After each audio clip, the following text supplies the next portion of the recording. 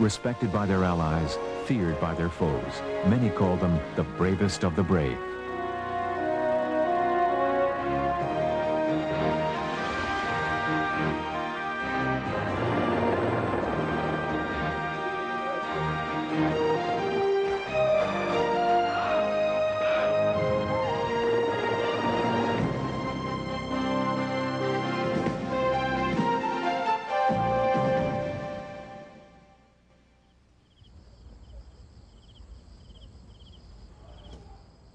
Boys from the hills of Nepal trained by the British to be the consummate global warriors, Gurkhas.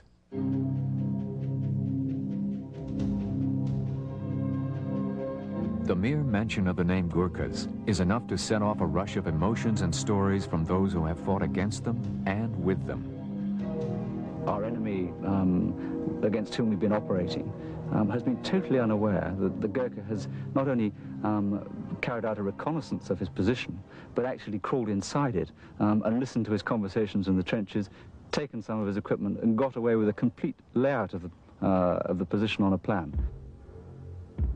For sport, Gurkhas used to slip through Japanese lines in World War II and cut the laces on the boots of Japanese sentries. There are even more chilling tales about what Gurkhas would surgically do to their enemies with their distinctive curved knives called kukris. The British first learned how fierce the Gurkhas are in combat when they fought against them in Nepal in 1814. After narrowly defeating them despite their overwhelming odds, the British asked the Gurkhas to join them.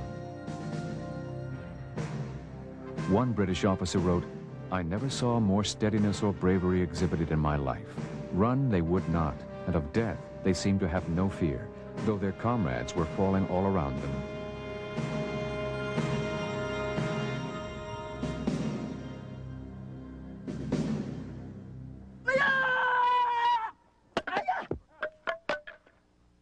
Perhaps the greatest mystery surrounding the Gurkhas is how such naturally passive people have become such fierce fighters.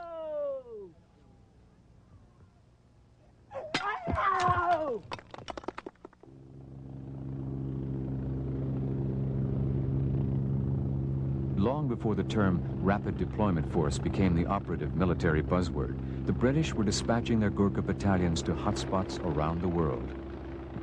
Well, the Gurkha is a natural soldier, that's the first thing. Of course, the background that he comes from makes him a hardened, durable human being.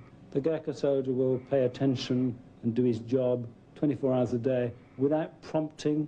He somehow has his natural motivation and pride which makes him do that. When there's trouble about, it's nice to have a few of them around.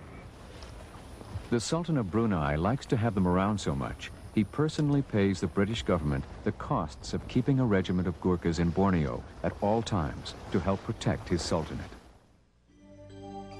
As many as 200,000 Gurkhas responded to the British call for arms during World War I, with those not fit for infantry duty volunteering as ambulance drivers. From fighting in Europe and North Africa during World War II to guerrilla warfare in the Malay jungles in Borneo, the Gurkhas have created a legacy of being virtually undefeatable in combat. He, at home, is often a hunter. He's used to moving around the countryside, and he makes a remarkably good infantry soldier, particularly in the bush or the jungle. He's silent and stealthy, and very difficult to detect. Above all, the Gurkhas have been fiercely loyal to the Queen and the British Army for nearly 200 years of distinguished service, not as detached mercenaries or cheap soldiers, but as professional members of an extended military family. They swear to serve for a minimum commitment of 15 years. Go!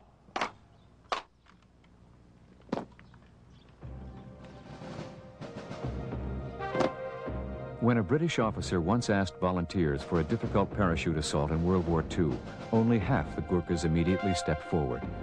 As the story goes, the other half said they would go too, if only they could use parachutes.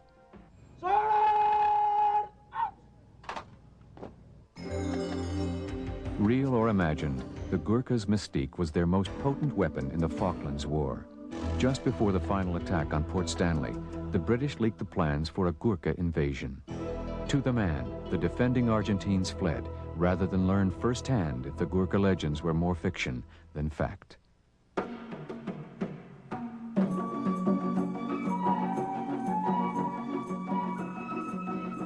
mountain kingdom of Nepal is a portrait of pastoral beauty and tranquility.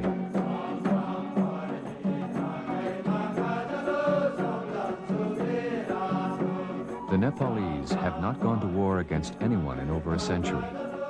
But for the past 100 years, many of Nepal's best young men have been fighting and dying for someone else's country. Nepal is also a portrait of lifelong poverty, with historically one of the world's lowest per capita incomes. Much of the Gurkha legendary dedication and determination comes from the harsh economic realities of life in Nepal.